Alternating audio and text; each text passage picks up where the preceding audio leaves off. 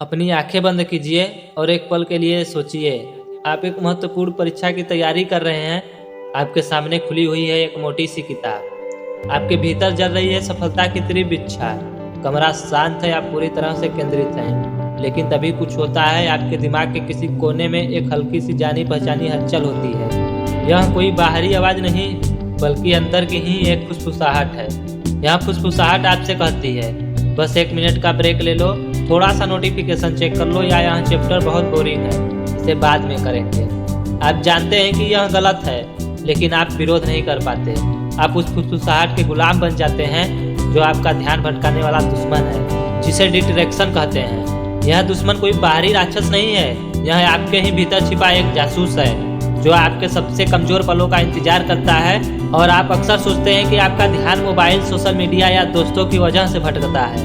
यह सच है, लेकिन यह पूरी सच्चाई नहीं है। असली खेल दिमाग के अंदर चल रहा है, और यह आपको इन 3 तरीकों से रोकता है। पहला तरीका, लालच का जाल देकर। यह जानता है कि आपको तुरंत खुशी पसंद है, जबकि पढ़ाई एक निवेश है। आज मेहनत करो, कल फल मिलेगा। लेकिन आपका दुश्मन कहता है फल अभी चाहिए। वह आपको एक रील या एक गेम दिखाकर तुरंत खुशी का लालच देता है।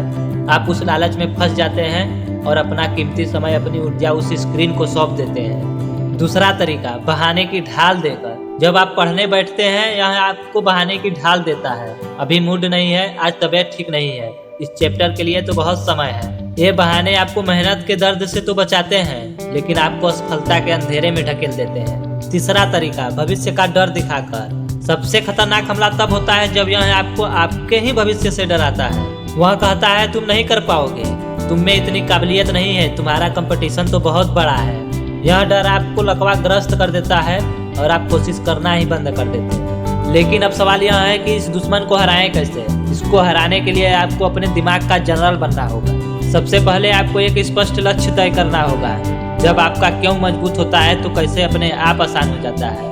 अपनी प्रेरणा को इतना बड़ा बना लो कि कोई भी डिस्ट्रैक्शन आपके सामने टिक न सके।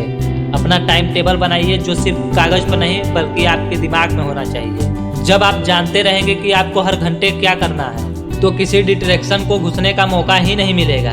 नोटिफिकेशन को अपना नौकर बनाइए, मालिक नहीं। फोन का इस्तेमाल करें, लेकिन उसे अपने ऊपर हावी न होने दें। पढ़ाई के समय फोन को दूर रखें, साइलेंट पर रखें या किसी दूसरे कमरे में रख दें, ताकि आपका ध्यान बार बार मोबाइल की तरफ न जाए। यह दृश्य दुश्मन तब ही शक्तिशाली है जब तक आप उसे शक्ति देते हैं। जिस दिन आप यह तय कर लेंगे कि मेरा लक्ष्य मेरे 1 मिनट के लालच से कहीं ज्यादा बड़ा है, उस दिन आप यह युद्ध जीत जाएंगे। आप एक योद्धा हैं और आपके सपने आपका हथियार है।